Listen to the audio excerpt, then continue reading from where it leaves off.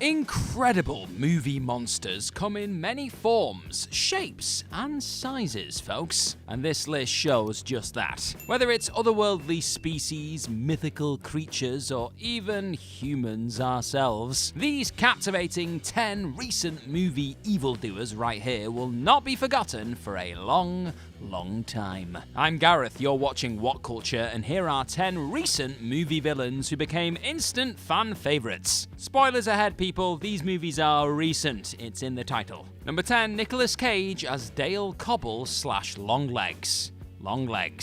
Longlegs was undoubtedly one of the best horror films of 2024, and that is saying something considering the caliber of opposition it faced. Although audiences and critics alike were torn as to whether the film was as scary as the marketing suggested, horror itself is subjective. So for many, Longlegs would have been downright horrifying, and for others it would have still been a terrific thriller. I mean, it freaked me out, that's for sure. In whichever camp you reside in, one thing is for certain, and that is that Nicolas Cage delivered his best performance in years. There is just no actor, past or present, like this guy. For better or worse, his trademark acting approach is hypnotic. And it's no real surprise that Osgood Perkins chose Cage to play this particular character. Dale Cobble, better known as the titular Longlegs, is a glam rock obsessed and sadistic serial killer who has haunted the FBI for decades. He's elusive yet ever present, especially in the case of Micah Monroe's Lee Harker, who is tasked with tracking him down.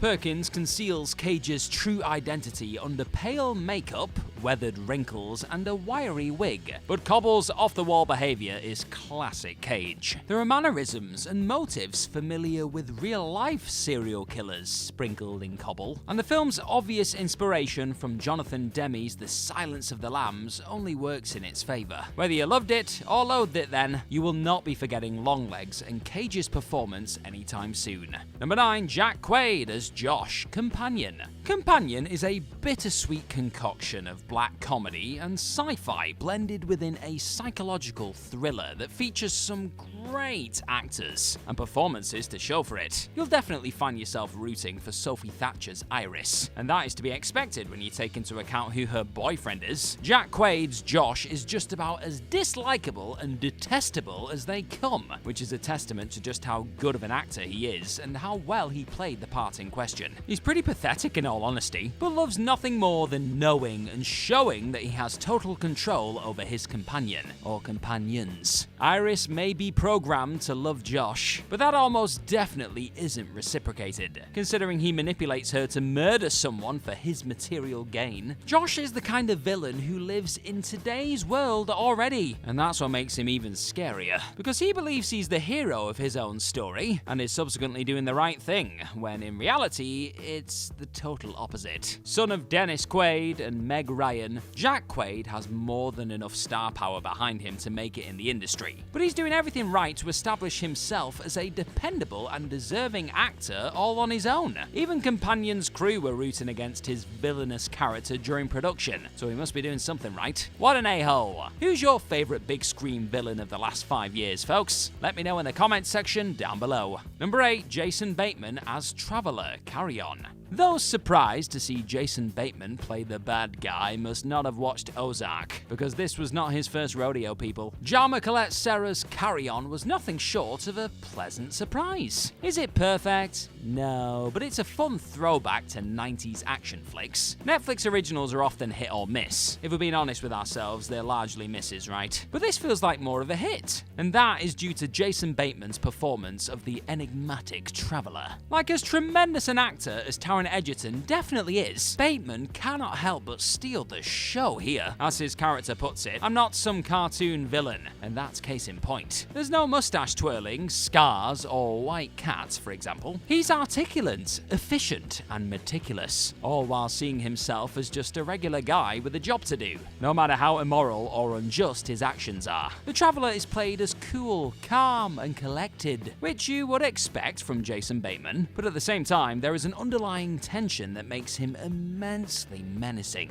Now, it's no secret that he thrives in comedic roles, as his career suggests, but the multi-talented actor looks just as comfortable in more dramatic and serious roles, like Ozark, The Outsider, and The Gift all showcase. Should a petition ever pop up for Jason Baitman to play the bad guy more often, then consider this entry right here as signature. He's certainly the man for the job. Number 7, James McAvoy as Paddy, Speak No Evil. James Watkins' Speak No Evil remake may be the surprise package of 2024. Western English language remakes can go one of two ways. They either sink or swim, and this most definitely fell into the latter category. And perhaps the standout reason for this is due to the masterful performance from the ever-reliable James McAvoy. He's an actor who, whenever you see his name attached to a project or role, you just know you're in for a treat, and equally one hell of a ride. McAvoy boasts an impressive filmography that exhibits how he flourishes in any genre put before him, but it's horror that seems to showcase his best work on the silver screen time and time again, with Speak No Evil's Paddy adding another string to his bow. It's quite clear from the get-go that Paddy is the big bad in this particular tale. His alpha male mentality makes him domineering and equally dangerous. Yet you can't help but be drawn to him due to his impeccable charm and ability to masterfully manipulate those who are unfortunate enough to cross paths with him, because make no mistake, he is the hunter and you are the prey. There's a magnetic mystery that surrounds Paddy, and underneath his veil of toxic masculinity resides a violent but vulnerable man.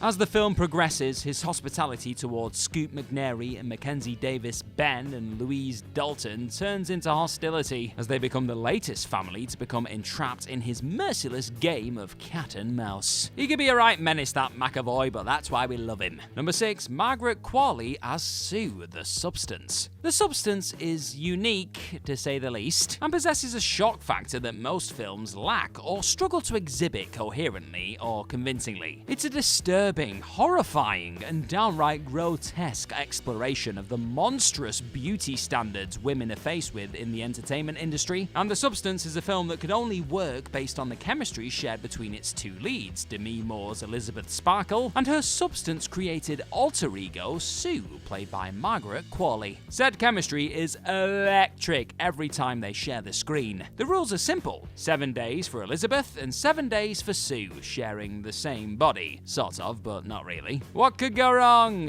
Well, as it turns out, just about everything. Qualley is undoubtedly one of the most in-demand actors working in Hollywood right now, and you can see why. She could easily thrive in both heroic and villainous roles, and the latter is undeniably the best way to categorize her portrayal of Sue. She is, in essence, the physical personification of Elizabeth's biggest insecurities and worst qualities. She's selfish and spoilt, and as Sue's appetite for attention grows, so does her resentment for Elizabeth, and in return, her previous endearing and charming nature mutates into entitlement and cruelty. Although Dennis Quaid's Harvey may be the overarching villain of the tale, Sue's self-serving actions and motivations led her to fly too close to the sun, and her attempts to usurp Elizabeth ultimately lead to her inevitable downfall. Now, if you are having fun looking at these fan-favorite recent movie villains today, then hit that subscribe button below and you'll get even more wonderful What Culture videos on your screen. What a time to be alive. Number 5, Austin Butler as Fade Routher, Dune Part 2. What an extraordinary actor this man has become, eh? The audition process for casting Dune Part 2's villainous Fade Routher Harkonnen is well documented, and director Denis Villeneuve will have been delighted with what Academy Award nominee Austin Butler brought to the table. Butler boasts a remarkable resume of filmmakers he has worked under already in what still feels like the early days of his career, including the likes of Quentin Tarantino, Baz Luhrmann, and as of most recently, Ari Aster and Darren Aronofsky, as well as the aforementioned Villeneuve, and this is where we've seen the Elvis star's greatest performance to date on the big screen. Although his portrayal of the king of rock and roll was nothing short of exceptional, Butler completely loses himself in Fade Routher to the point that he's effectively unrecognizable in the role. The way the actor brings the character to life is nothing short of terrifying. His ghostly pale skin, soulless eyes, and fetal features are just aesthetic ploys that shape Butler's approach to the character's physicality, and more importantly, his warped psyche. He's unhinged, unpredictable, and loves nothing more than inflicting pain on others for his own sick and twisted pleasures. I mean, it's always a good sign when performances are considered impossible to replicate by another actor, and Butler's iteration of the deranged Prince of Geedy Prime truly warranted critical acclaim for an actor who's only getting better with every role he claims and conquers. To stand out in a cast this stacked? Oh, very impressive. Number 4, Lewis Pullman as Sentry/The Void, Thunderbolts. It must be said that Lewis Pullman and Thunderbolts director Jake Schreier did the utmost job in doing justice to the character on screen, as those more familiar with his comic book counterpart will tell you that he's not an easy puzzle to solve or piece together, and although they appear wildly different in the film, Bob, Sentry, and the Void are all parts of one person instead of separate entities. However, due to the domestic abuse he experienced in his childhood, which led to his drug addiction, the trauma Bob suffers from subsequently manifests into the latter, and with devastating consequences. Shrouded in shadow with glowing eyes, the Void is practically uncontrollable and seemingly unstoppable. It loves nothing more than inflicting pain and terror on those unfortunate to cross its path by sending them to a literal void of perilous despair, where they must confront their greatest fears and biggest insecurities. Does not sound fun. It's an entirely frightening premise executed perfectly in the film, solidifying that the Void is easily one of the best villains we have seen the MCU incorporate. Lewis Pullman's performance is beautiful and haunting, rooted in emotional realism that will unequivocally pack a real and relatable punch for many people. We may only have seen a snippet of what Sentry is capable of in comparison to the Void, but fans can be assured that this is just the tip of the iceberg, seeing as the character is confirmed to return in Avengers Doomsday, along with the rest of those directors' chairs. Number 3, Chris Hemsworth as Dementus, Furiosa, a Mad Max Saga. There are many positives attributed to Furiosa and Mad Max Saga, albeit not at the box office, but there is a lot to like, and this is largely due to the performances of Anya Taylor-Joy and of course Chris Hemsworth. The clue is in the name, he is demented, and that could be an understatement. The Mad Max franchise has aged like a fine wine, featuring a whole host of characters who are, quite frankly, mad, and Hemsworth's Dementus may just be the best of the bunch. And perhaps the maddest. He's eccentric and entirely theatrical, ranging from how he speaks to the way he dresses. Just like those around him, Dementus' mind is corrupted by the cruel conditions he inhabits, and said cruelty is reflected in his actions toward others, especially Furiosa. He is a byproduct of his environment. The buzz and overall excitement that was generated from the announcement of Chris Hemsworth's initial casting in the film was staggering, and following its release, the proof is in the pudding. He was made for this kind of role, especially in a franchise where the license to be weird and wacky is the norm, and as such, it's clear to see that the Aussie actor had a blast playing the part of a character as deranged as Dementus. God, I love that name. With audiences and critics so used to seeing him play the hero, it was rather refreshing to see the actor play the villain for once. And boy oh boy did he deliver on that end. He was quite epic. Number 2, Jack O'Connell as Remick, Sinners. If you can't stop thinking or talking about Sinners, then don't worry, you're not alone. It's a burning fever that's turned global. What a damn movie. It's taken the world by storm. And one overwhelming reason for Sinners' staggering success is its nuanced and nightmarish villain,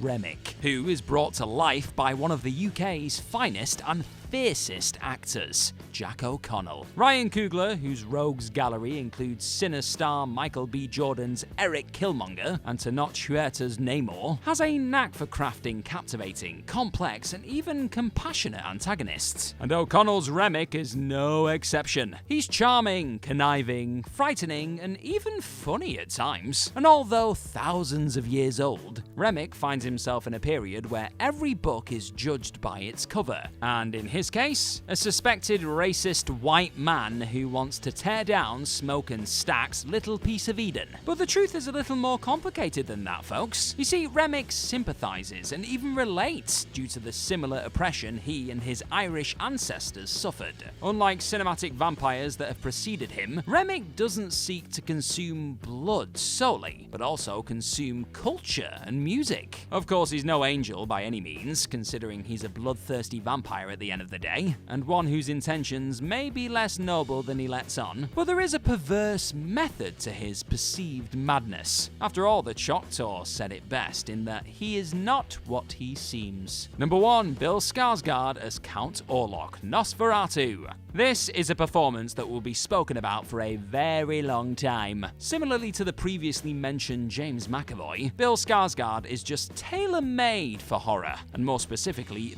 villains within said horror. Skarsgård's towering stature, chameleonic versatility, and natural ability to perform under extreme prosthetics make him a prime candidate for any monstrous role. And this was evident even before his casting in Robert Eggers' revitalized rendition of Nosferatu. Now, regarding Count Orlok himself, he is a vampire unlike anything seen before on the big screen. From a visual standpoint, his decomposing, zombie-like appearance only adds to the rotten nature of the Transylvanian nobleman. He is evil incarnate, a ferocious force of death and damnation set on a collision course of destruction, who will stop at nothing until his fate is fulfilled through Lily Rose Depp's Ellen Hutter. Skarsgård's interpretation of the character is an astonishing achievement in itself, but it's the preparation the actor did for the part that makes all the difference in comparison to his predecessors. And who could forget that haunting voice? Man, does that stick with you.